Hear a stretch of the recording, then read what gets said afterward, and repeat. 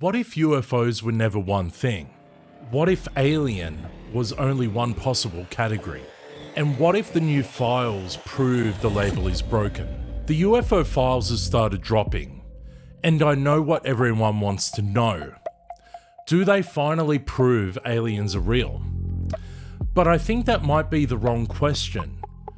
Because once you start looking at what's actually appearing in this release, FBI files, NASA transcripts, Apollo era anomalies, wartime pilot reports, military sensor cases, ocean encounters, strange formations, infrared objects, entity claims, and unresolved reports. It doesn't look like one mystery. It looks like several mysteries wearing the same name tag, UFO. And tonight, that's what we're going to pull apart. Not to claim everything is alien, not to dismiss everything as balloons, but to ask whether we've spent decades arguing over the wrong question. Because maybe disclosure won't be the moment we find out what UFOs are. Maybe it will be the moment we realize UFO was never specific enough to begin with. And later in this episode, I'm going through the top 15 standout cases and files from this release. Some are historical, some are modern, some are deeply strange. And number 1 takes us all the way to the moon. But the real payoff isn't the countdown. The real payoff is the pattern it reveals. And stick around until the end because I've got a gift for our subscribers. A free investigation companion PDF that lets you dig into the top 15 yourself after the video ends.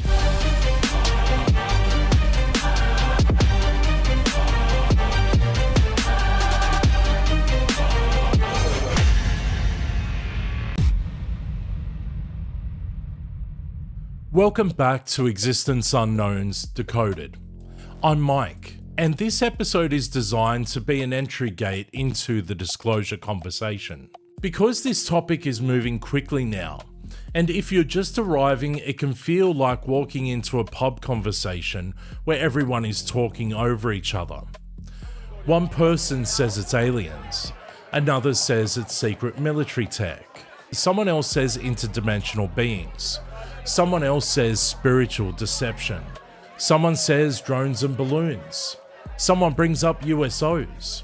Someone talks about the Apollo missions. Then there's someone else mentioning pastors allegedly being warned. And before you know it, the whole thing has turned into a shouting match where no one is defining the terms.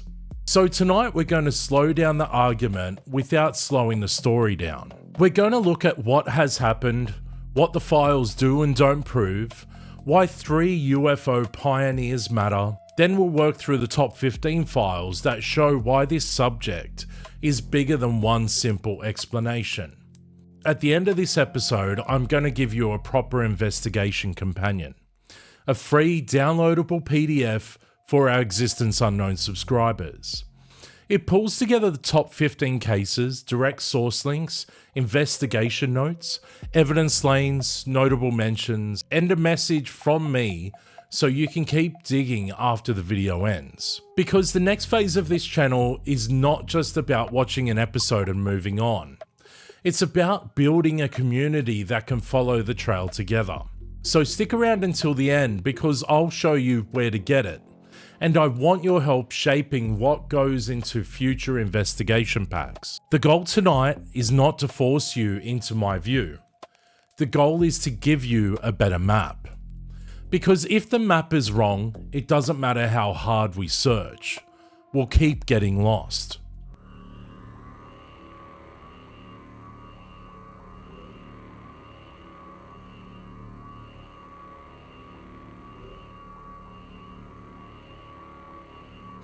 Let's start with the grounded part. The first UAP file release has begun through the public release process known as Pursue, the Presidential Unsealing and Reporting System for UAP encounters. That sounds like something pulled out of a film, but the important part is simple. This is being presented as an official release process, not a random leak. The material is being framed as unresolved UAP cases. And that word, unresolved, is the key. Unresolved doesn't mean alien. Unresolved doesn't mean fake. It means the available information has not produced a definitive explanation. That puts us in a very specific place. We're not at case closed. We're not at nothing happened. We are at the file cabinet is opening and the contents are messy. And honestly, that mess is what makes this interesting. Because if the files were all one type of thing, the story would be easier. But they're not. Some point backward into history. Some point upward into space. Some point down towards the oceans. And some point into sensors and data. Some point towards witness testimony. And some point into the uncomfortable question of whether the word UFO has been doing too much work for too long.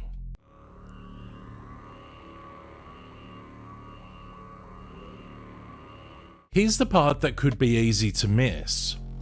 If you only judge this release by whether it proves aliens, you might miss the bigger story. The real story is the spread.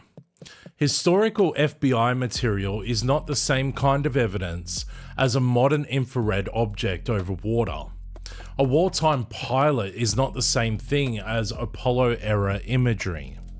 A formation of multiple objects is not the same thing as a single light in the sky. A case visible in one sensor mode but not in another is not the same as a civilian sighting from the 1950s. And a historical account describing beings or recovered material is not the same as verified imagery. Yet all of those things get pushed under the same label: UFO, UAP, unidentified. The label is useful at the beginning because it tells us that we don't know what something is, but it becomes a problem when we treat it like an explanation. Because unidentified is not a category of reality. It's a category of ignorance. It tells us what we haven't solved. It doesn't tell us what we're dealing with. And that is why this episode matters. This isn't just whether the files contain aliens. It's about whether the release exposes a deeper problem with how we talk about the entire subject. And once we get to the top 15, you'll see why. The cases don't line up as one clean story. They branch out. History, space, sea, sensors, formation, testimony, and maybe even something stranger. Before we get into the pioneers and the countdown, we need to set the rules. Because this topic can get wild very quickly. 1 minute you're reading an official file, the next minute someone is telling you about underground bases, interdimensional reptilians, secret religious briefings, and the end of civilization as we know it. And look, we're not afraid of the weird here. This channel exists because the strange questions matter. But there's a difference between exploring a claim and presenting it as fact. So tonight, when something is confirmed, we'll treat it as confirmed. When something is reported, we'll say it's reported. When something is alleged, we'll say it's alleged. And when we're speculating, we'll let you know that we're speculating. That matters because the strongest version of this topic doesn't need exaggeration. The strongest version is already strange enough. So no, we're not going to say the files prove aliens. We are not going to say they prove interdimensional beings. We're not going to say they prove reptilians. We're not going to say pastors were officially briefed unless the records show that. But we are going to ask why those themes are now circling the disclosure conversation. Why are people talking about beings instead of only craft? Why are people talking about dimensions instead of only planets? And why are people talking about faith, consciousness, and spiritual shock? Those questions don't prove the answer, but they do show us the conversation is expanding. And that's exactly why the companion PDF matters too. It gives you the links and the lanes so you can see what sits where. Footage, files, testimony, reporting, and speculation. Before we move into the pioneers, there's one current piece of the disclosure puzzle that belongs in this episode. Jeremy Corbell's new documentary, Sleeping Dog. And I don't want to treat this as just a random UFO documentary being released at a convenient time.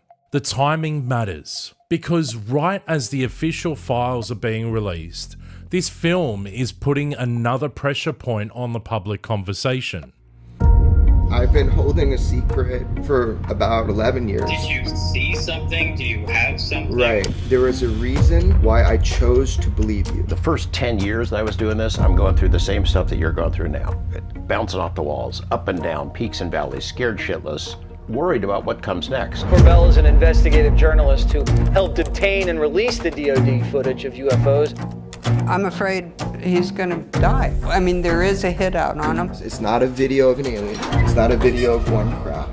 It's more than that. Years ago, I went searching for the truth about UFOs, and I found it. To really understand the full picture, I'm gonna start where it all began. They have between 30 and 50 alien bodies. Captain Edgar Mitchell was the 6th person to ever walk on the moon. The evidence is very strong. They've been here and are here. It's an Alice in Wonderland planet. Very few people will ever find the truth. The world I lived in, the position of trust I had at the highest levels, being briefed into all the national secrets. They're not going to come after you, not only you, they're going to come after your family. If I die, the story comes out. It is so alarming to me what has happened to some of the whistleblowers. When things are going really bad, and there's been periods of real bad, ups and downs, is that the best you got? Yeah. Bring it.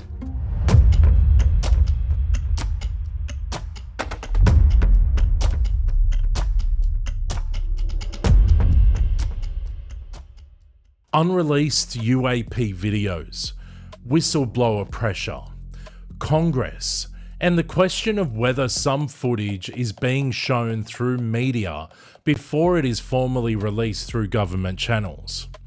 That is important. Not because every clip in the documentary automatically proves the biggest claims, but because it shows the disclosure battle is happening in two lanes at once. One lane is official, government portals, public release systems, agency documents, military footage, and congressional pressure. The other lane is journalistic and whistleblower driven. People like Corbell and George Knapp receiving material, talking to insiders, building public pressure, and forcing the topic into the mainstream conversation. And Sleeping Dog seems to sit right there in the middle of those two lanes. I've seen the documentary, and it features 8 previously unreleased UFO videos connected to a larger group of 46 videos that have been sought by Congress. That number matters. Because if only a portion of the material is being seen publicly now, then we are not just reacting to what has already been released. We're watching a queue form. And some of the footage being discussed is very relevant to what we're exploring here tonight. There is a colour video of a flying spear with no visible propulsion, referred to as FMV UAP. There are triangle formations. There is a fast-moving black object said to be outpacing naval vessels. There are glowing orbs near an aircraft. There is a clip referred to as anamorphous UAP, described as a strange undulating form captured by military radar. Now again, we need our lanes. This is not the moment to say that proves everything, but it is absolutely the moment to say this is why the category problem matters. A sphere is not the same as a triangle formation. A black object outpacing naval vessels is not the same as glowing orbs near an aircraft. A radar captured undulating form is not the same as a visible light video. These are different kinds of cases and need different kinds of analysis. And that is exactly what our episode is about. So when we talk about the top 15 later, keep Sleeping Dog in the back of your mind, because it may not just be another documentary. It may be a signal that the next stage of disclosure will involve competing streams of release, official files, congressional pressure, journalism, whistleblower material, and public media all pushing at the same door. And that raises the bigger question. If official releases are only one stream, how much of this story has been moved through unofficial channels for years? And while we're talking about disclosure happening through more than one lane, we also need to talk about Steven Spielberg's upcoming film, Disclosure Day. Now clearly, this is a Hollywood movie. It is not evidence, it is not a government statement. Well, maybe not. It is not a documentary. But culturally, it matters, because Spielberg is not just any filmmaker when it comes to this subject. This is the man behind Close Encounters of the Third Kind, E.T., and War of the Worlds. For generations, Spielberg has helped shape how the public imagines contact, fear, wonder, secrecy, and the possibility that we're not alone. And now he is returning to the topic with a film literally called Disclosure Day. That is not nothing. What did you steal? Secrets. The data they paid me to protect. Are they people?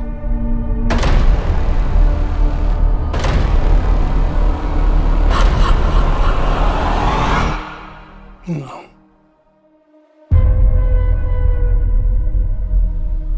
Good morning, Kansas City. Let's take a look at today. Let's today is today's. Do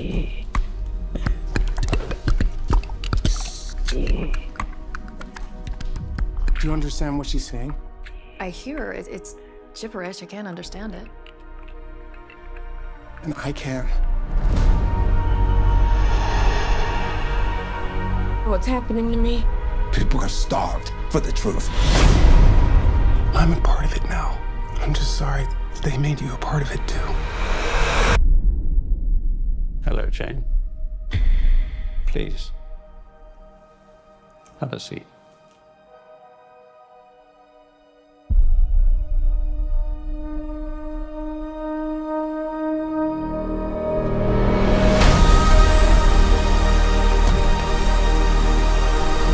This 79-year terror campaign of lies has to end. What are you gonna do? Full disclosure to the whole world. That truth will upend all established order across the entire world. If you do this, there's no undoing it.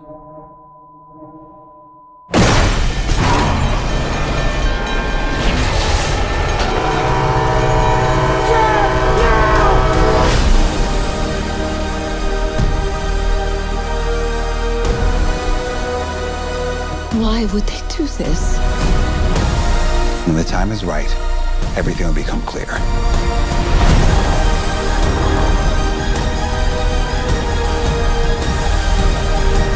Whatever happens, don't you let go.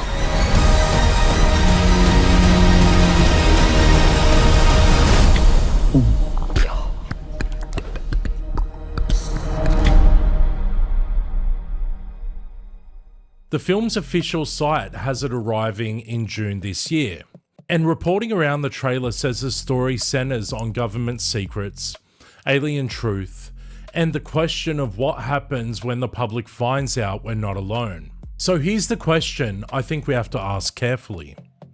Are we just seeing a film release that happens to match the current moment? Or are we watching pop culture, journalism, whistleblower claims, congressional pressure, and official file releases all beginning to converge at the same time. Now, I want to be clear.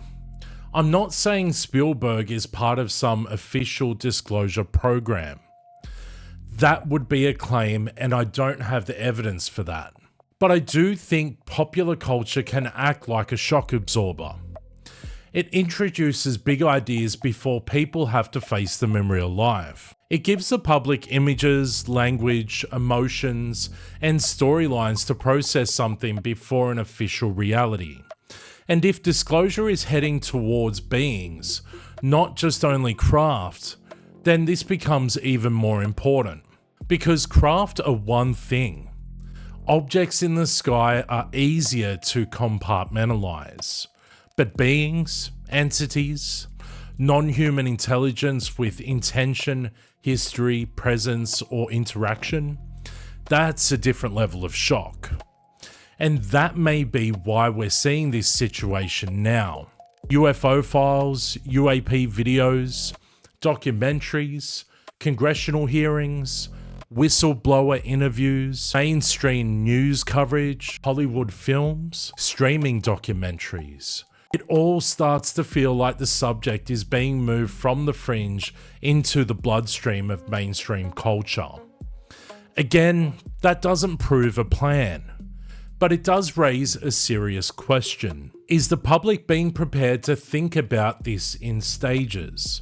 Firstly, objects, then technology, then non-human intelligence, then beings. Then maybe really difficult questions. Consciousness, dimensions, spirituality, and what reality actually is. Look, that's just pure speculation. But it is useful speculation if we label it properly. Because if the next few releases become stronger, stranger, or more focused on occupants and entities, then this cultural build-up may look very different in hindsight. So keep that in mind as we move forward. The files are only one part of the story, but the public conditioning around the idea of disclosure may be another. If this was only a video about new releases, it would be interesting. But it would also be incomplete. Because the idea that UFOs might not be one thing didn't start now. Some of the most important people in the field were already warning us, in different ways, that this phenomenon does not behave like one simple category. J. Allen Hynek gives us discipline. Jacques Vallée gives us doubt about the easy answer. John Keel gives us the uncomfortable possibility that this mystery may be older and stranger than the modern UFO frame. You don't have to agree with everything they believed. I don't. But if we're going to take this subject seriously, we have to take their questions seriously. Because those questions are suddenly very relevant again. J. Allen Hynek matters because he didn't start as a believer. He was an astronomer, a scientist, a consultant to the US Air Force's UFO investigations, including Project Blue Book. And early on, he was skeptical. His job was often to help explain sightings in ordinary terms. So it could be Venus, aircraft, balloons, weather, witness error, confusion, and in some cases just pure hysteria. And to be fair, many sightings probably did have ordinary explanations. But Hynek's story becomes powerful because the cases challenged him. He became frustrated with how quickly some serious cases were dismissed. And after Project Blue Book ended, he became one of the strongest voices arguing that UFOs deserve proper scientific study. But the lesson he gives us tonight is not believe everything. It's to classify first. A distant light is not the same as a radar visual case. A close encounter is not the same as a blurry photograph. A trained pilot report is not the same as a second-hand story. An entity encounter is not the same as a sensor return. That sounds basic, but it changes everything. Because once you classify the case properly, you stop arguing in circles. You stop asking, what are UFOs? As if every report has to share one answer. You start asking, what kind of case is this, and what kind of evidence would explain it? Hynek gives us categories, but Vallée comes in and challenges the categories most jump to first. Aliens from outer space. Jacques Vallée is important because he doesn't make the mystery smaller.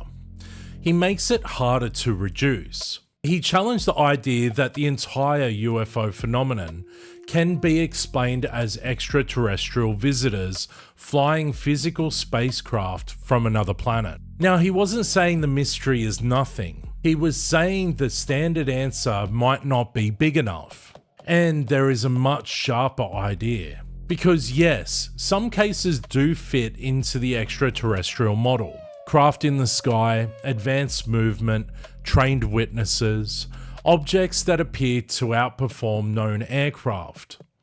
You can understand why people go there. But then there are the stranger cases. Cases with symbolic behaviour. Cases that feel absurd. Cases that echo folklore. Cases where the experience seems to be tied to perception, beliefs, or consciousness. Cases that change shape depending on the culture describing them. This is where Vallée becomes essential. He pushes us to ask whether aliens from another planet is one possible answer, but not the whole answer. And that matters here because the new release doesn't feel like a straight line. It feels like branches. Space era anomalies, ocean cases, modern sensors, historical files, military witnesses, odd shapes, formations. It's less like one door opening and more like a hallway full of doors. But Vallée is not the strangest stop on this road. Keel takes the conversation into much older territory, where UFOs start brushing up against folklore, entities, and human perception itself. John Keel is the uncomfortable one, and that's why he belongs here. Keel is best known for the Mothman prophecies, but his broader work connected UFOs with folklore, strange entities, men in black, apparitions, monsters, trickster behavior, warnings, messages, and experiences that don't behave like simple machines from another planet. Now let's be fair, Keel's ideas are controversial. You don't have to accept all of them. But the question he leaves behind is powerful. What if the modern UFO phenomenon is not completely modern? What if human beings have been describing encounters with something strange for a very long time, but the language changes with the age? One era says gods, another says demons, another one might say fairies, and another one says mystery airships. Then we lead to flying saucers, aliens, now possibly interdimensionals, non-human intelligence, simulation glitches, or spiritual entities. That does not mean every old story was a UFO. It does not mean every UFO is a spirit, demon, fairy, or alien. But it does force a better question. Are we dealing with a modern mystery, or an old mystery wearing modern clothes? And this matters now because the disclosure conversation is already moving beyond craft. People are talking about beings, dimensions, religious shock, the possibility that science and spirituality may eventually collide in this subject. Those claims are not all proven, but the themes are appearing, and Keel gives us a way to understand why that feels familiar. So we have Hynek saying classify it, Vallée saying don't shrink it too quickly, and Keel saying the mystery may be older than the language we're using. Now we need the other side of the table, skepticism. This is where we keep our feet on the ground, because the answer cannot be everything strange is interdimensional. That would be just as lazy as saying everything is fake. A lot of UFO cases are probably ordinary. Aircrafts, balloons, drones, satellites, lens effects, sensor artifacts, natural phenomena, classified human technology. Some cases will absolutely collapse under better data. And that is not a problem. That is the process. You remove the easy explanations first. You clear the noise. Then you've got to look at what remains. That remaining material, the residue, is where the real mystery lives. Cases with trained witnesses, multiple observers, radar, infrared, military context, ocean proximity, odd movement, sensor behavior that raises questions. That is where the conversation becomes useful. Not blind belief, not lazy dismissal, the uncomfortable middle. And that is exactly how I want us to approach the top 15. These are not 15 proofs of aliens. They are 15 examples of why the UFO label is struggling to hold everything placed inside it. So as we go through these, don't just ask, is this alien? Ask, what category of mystery is this? Because by number 1, the pattern becomes much harder to ignore. And remember, at the end, I'll give you the investigation companion so you can go through the source links yourself. Alright, let's open the case board. These are the 15 standout files, cases, or case categories from the release and the reporting around it. Some are stranger than others. Some are strange because of what was seen. Some are important because of who recorded them. Some matter because they create a pattern. This is not just a weird UFO list. This is a map of the category problem. Okay, we'll start small, because this one matters more for the paper trail than the shock value.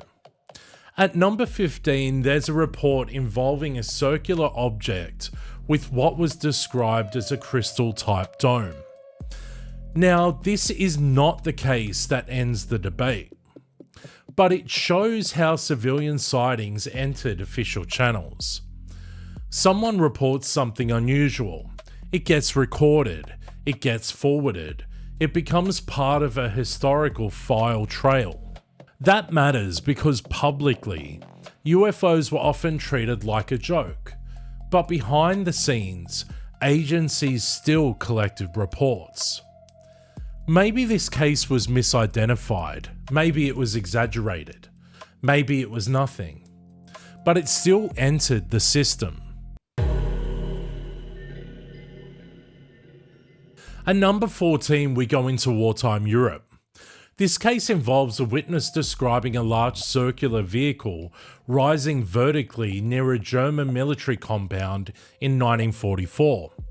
And this is where categories become useful. Was it secret technology? Was it a misidentified wartime object? Was it connected to experimental research? Was it a memory distortion? Or was it something genuinely unusual seen near a military site? We don't know. But it sits on the boundary between UFO history and secret military technology. That boundary is important because not every unknown object has to be non-human. Some unknowns may be human, just hidden. At number 13, we get the Foo Fighters. And yes, not the band, although if Dave Grohl wants to come on and solve this one, I'll definitely clear the schedule. During World War II, pilots reported strange lights and objects in the sky. Glowing balls, blinking lights, objects that seem to follow aircraft. Strange night phenomena during missions. This is really important because it pushes the timeline back before Roswell, before flying saucers became a cultural icon, before most people had a ready-made UFO image in their heads. So what were these pilots describing? Enemy weapons? Atmospheric effects? Stress and misidentification? Or was it something else altogether? Again, probably not one answer for every report, but definitely a part of the pattern. And now we leave wartime skies and move into orbit, because the next case shows this didn't stay limited to pilots in aircraft.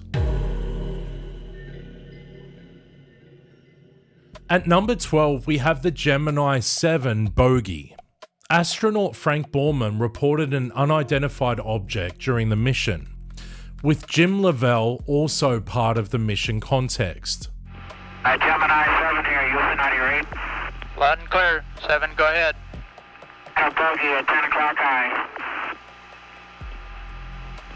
This is Houston. Say again, 7. So we have a bogey at 10 o'clock high. Roger.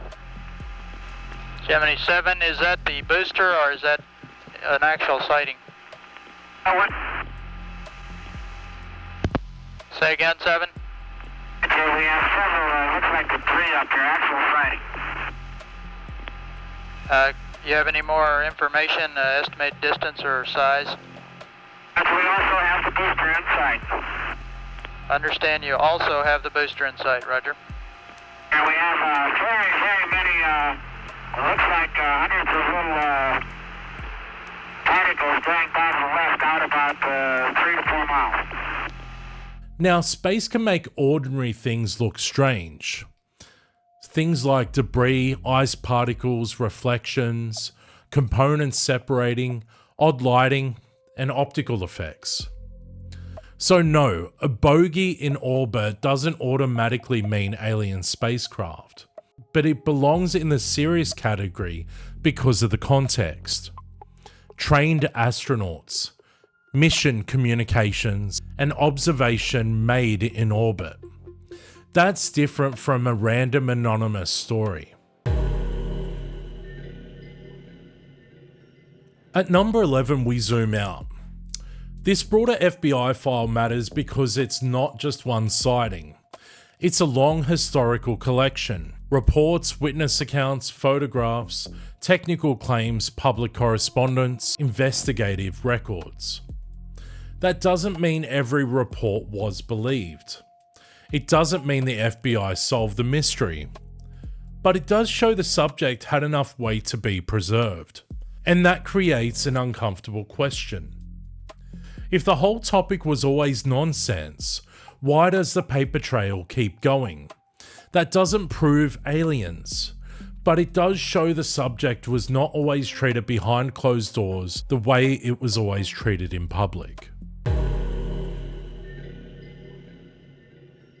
At number 10, we have the clip that seems to be getting talked about everywhere, the 8-pointed star. And visually, I understand why it's grabbed people straight away. Because at first glance, it does not look like a normal aircraft. It looks like this strange star-shaped object moving through the frame, almost like something out of science fiction. But this is exactly where the whole point of this episode matters. Strange looking does not automatically once again mean alien. Sometimes the mystery is not the object itself. Sometimes the mystery is the camera, the sensor, the heat signature, the optics, or the way an ordinary object is being interpreted by the system capturing it. Reporting around this clip says former Arrow director Sean Kirkpatrick suggests it may be a hot jet engine producing a diffraction pattern in the camera. Now that doesn't make this clip useless. It makes it useful in a different way. Because if this turns out to be a sensor and optics case, it becomes one of the best examples of why we need science before certainty. The public sees an 8-pointed star and thinks, that looks impossible. A sensor expert might look at it and say, that looks like diffraction. Both reactions tell us something. One tells us why the public gets pulled into the mystery, the other tells us why the technical analysis matters. I'll let you guys decide that one. At number 9, we have an object described as football-shaped with radial projections. This one's interesting because it gives a structure. Not just a flash, not just a dot, a shape. And when a report includes shape, movement, location, and context, it becomes more useful for classification. Could it still be mundane? Absolutely. But it belongs in a different bucket from a single light in the sky. And that's the point. The investigation begins when we put things in the right bucket. At number 8, the ocean enters the story. And this is where I start leaning forward, because I think the ocean may be one of the most under-discussed parts of the entire UFO topic. This case involves a solid white object above water with erratic movement and sensor tracking. That doesn't automatically make it a USO. We're not necessarily talking about something submerged, but it is ocean adjacent. And if water keeps showing up, we need to ask why. Is it because military sensors often operate in maritime zones? Is it because oceans provide cleaner detection backgrounds? Is it because some objects are using the sea as cover? Or is it something else entirely? We don't know. But we should stop treating the ocean as a side note. At number 7, we stay near the water. This case involves a small circular object reportedly flying near the ocean's surface and moving toward land. On its own, maybe not world-changing. But beside the other ocean-adjacent cases, it starts to matter. It's a small object, circular, near the ocean, tracked by sensor, harder to distinguish as the background changes. It could be a drone. It could be contrast or sensor interpretation. It could be something ordinary. Or it could belong in the category we haven't properly built yet. That's why patterns matter. One case is a question, several similar cases become a category. At number 6, we get a stronger movement claim. A UAP reportedly flying just above the ocean and making multiple 90-degree turns. Now, this is the kind of claim we need to treat carefully. Sharp turns can be exaggerated by perspective. Sensors can interpret motion strangely, and data can be incomplete. But if the movement is accurate, it is not easy to explain as passive drift. And even if the answer is eventually ordinary, it belongs in the serious review pile because of the combination. The ocean proximity, reported maneuvers, and tracking context. Now the problem changes again. We move from single objects to multiple objects, and formations raise a completely different set of questions. At number 5, we have 3 unidentified small air contacts over the Arabian Sea. This matters because multiple objects change the investigation. A single object can be misidentified one way. A group behaves differently. 3 contacts maintaining relevant course, speed, or altitude raises different possibilities. Something what looks like a formation may not be a formation. It could be a linked structure. It could be sensor behavior. It could be multiple craft. Each possibility belongs in a different bucket. At number 4, we get another multiple object case. 3 distinct areas of contrast reportedly held a fixed position and orientation relative to each other. This is exactly the kind of case where the question matters as much as the answer. Were these three separate objects? Was it one larger object? Or was it a sensor artifact? Was it a formation? Or was it something reflecting or emitting in a way that created multiple visible points? We don't know. But simply calling it a UFO doesn't help. The word only tells us it hasn't been identified. It does not tell us what type of unknown it is. That is the difference between labeling and investigating. At number 3, we get one of the strongest pattern categories: round objects, cold infrared signatures, maritime regions, abrupt direction changes, military sensor tracking.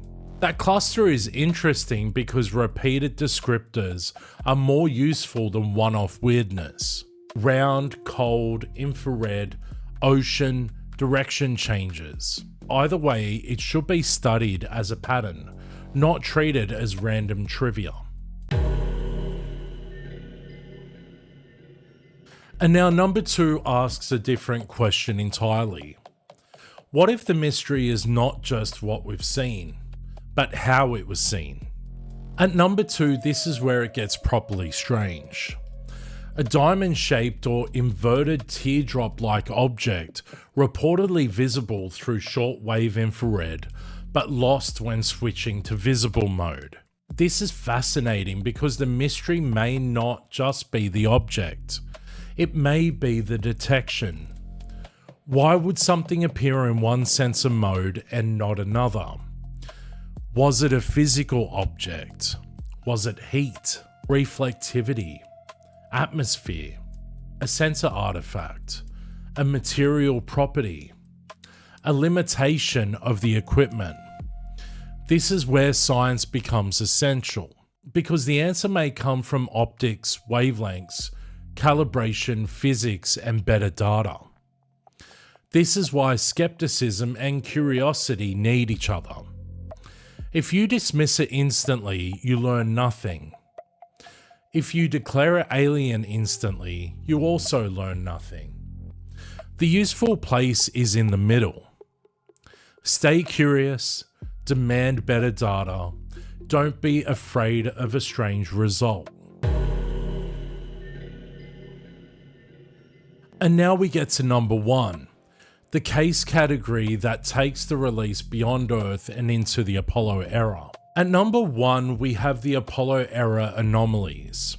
This is the one that immediately grabs people because now we're not talking about a light over a field or a sensor track over water. We're talking about NASA context, astronaut observations, mission transcripts, lunar imagery, Apollo era material. Reports around the release have highlighted Apollo 17 material, including imagery described as showing 3 dots in a triangular formation above the lunar terrain. Now we have to be careful. This does not prove aliens were watching the moon landing. It does not prove that there was a base on the moon. It does not prove craft was parked above the lunar surface. There are still ordinary possibilities. But even with all of that caution, the Apollo material matters because it expands the map. This is not just fighter pilots, not just ocean cases, not just FBI reports. This reaches into NASA, astronaut records, lunar imagery, and some of the most historic missions humanity has ever attempted. That changes the scale of the conversation. Some reporting around the newly released historical documents describes extraordinary claims of small beings, unusual craft, recovered material, and witness accounts. But these appear to be claims recorded inside historical documents, not verified imagery, not confirmed bodies, and not proof that the claims are true. And this is where the conversation has accelerated again. A recent UFO roundtable on the Diary of a CEO featured Dr. Hal Puthoff discussing claims connected to alleged crash retrievals and non-human beings. The claim that grabbed the headlines was the idea that 4 types of beings had allegedly been recovered from crashed craft, often being circulated as Greys, Nordics, Insectoids, and Reptilians. Now let's be very clear with our evidence lanes. That is not bodies being shown. That is not a government admission. It is a reported claim discussed in the media connected to people who say they have heard things from those closer to the alleged recovery programs. So we do not treat that as fact, but we also do not ignore the direction of travel, because this is the exact shift I've been watching for. The public conversation is moving from lights to craft to crash retrievals to occupants to species. That is a major escalation. And it's not coming out of nowhere. Reports of beings are not new. Roswell has carried that shadow since 1947. The alleged J-Rod story, connected in UFO lore to S4 and figures like Captain Bill Newhouse and others, has kept alive the idea of a living, non-human being involved in secret programs.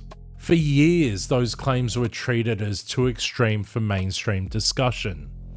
But now the language is creeping closer to the center. And this is where I think the slow burn theory comes into play. If the public woke up tomorrow with a full announcement saying there are multiple non-human species interacting with humanity, the shock would be enormous. Institutions would scramble, religions would respond, science would have to reframe reality, governments would have to face impossible questions.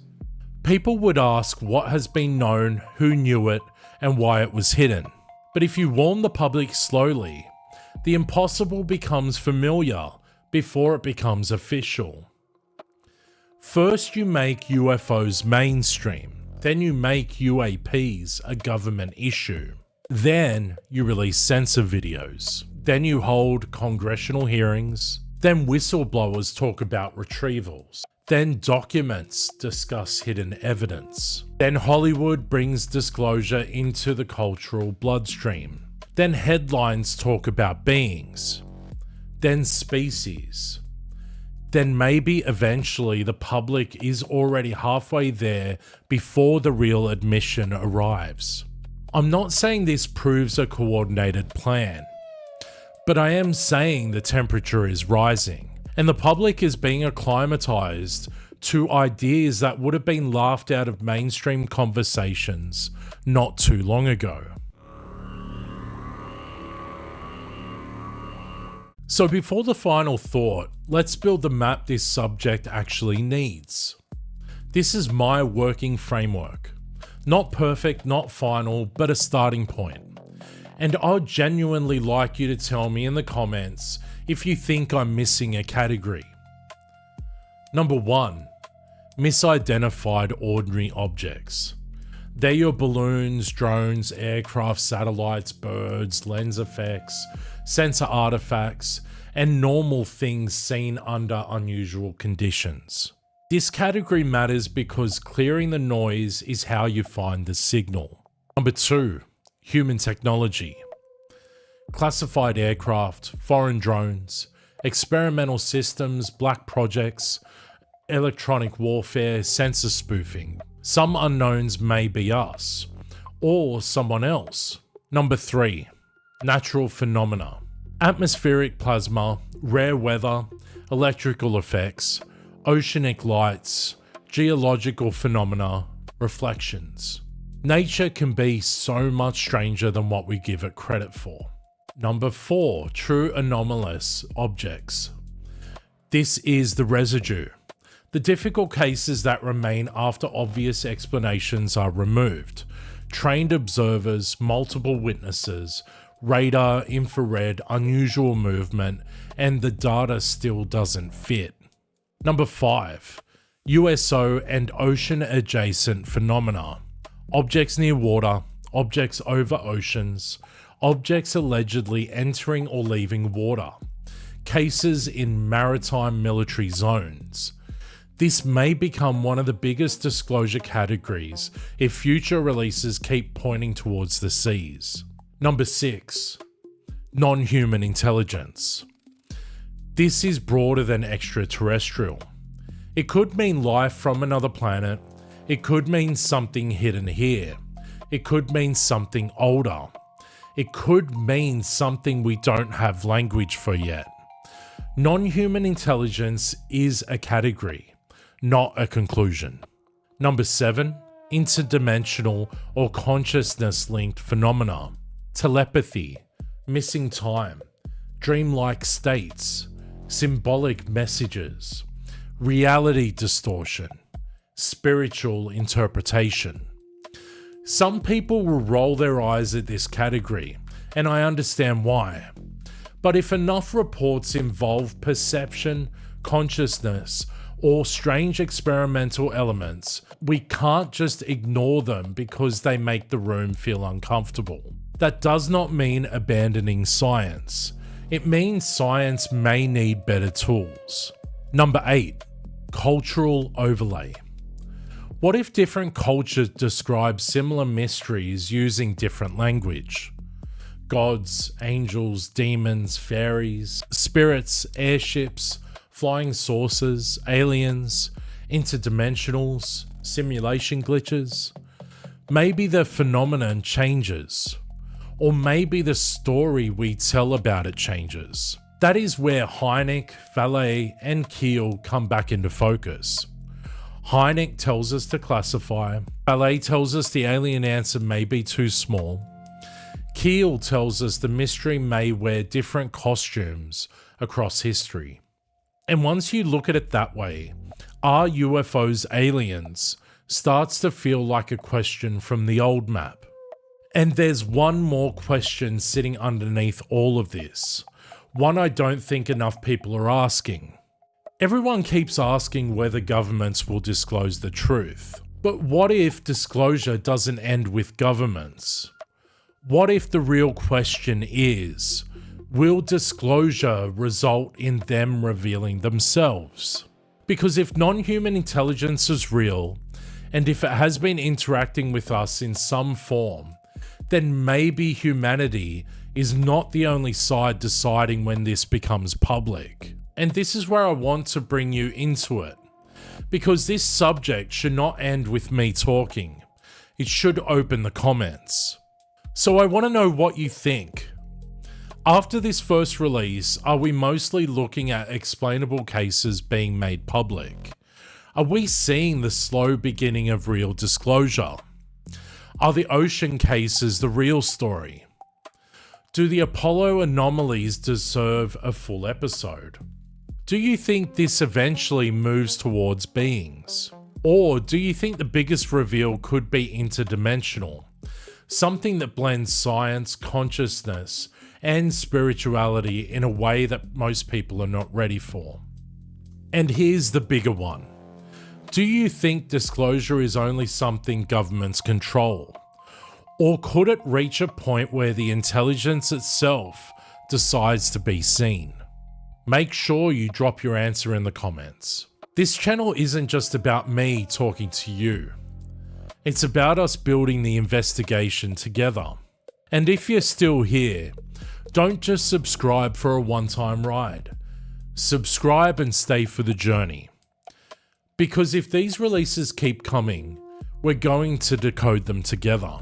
And this is our viewer poll. What do you think the next phase of the UFO disclosure will reveal? Will there be more explainable cases, non-human craft, beings or entities, or interdimensional truth? Here's where I personally land on this. I don't believe UFOs and aliens have been correctly identified. And I don't mean that as a dismissal. I mean the opposite. I think something is happening here. I think people have seen things. Pilots, military personnel, astronauts, Ordinary witnesses, researchers, experiencers, and whistleblowers have all been trying to describe events that do not fit neatly inside our current understanding of reality. But I think the mistake has been taking all of it.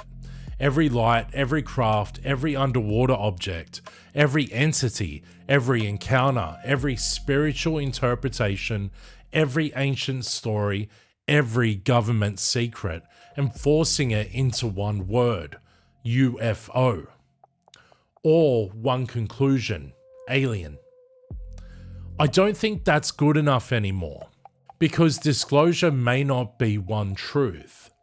It may be the moment we finally admit that we've been using one label for many different phenomena, and one word for a mystery much bigger than we're ready to understand. And maybe disclosure is not only the government telling us what it knows. Maybe it becomes the moment where the phenomenon itself changes the rules. As promised at the start, I put together an Existence Unknown investigation companion for this episode. You can now download it at existenceunknown.com. I'm Mike, and I'll see you next time. Make sure you stay curious and share what you know with those happy to listen. We'll catch you next time.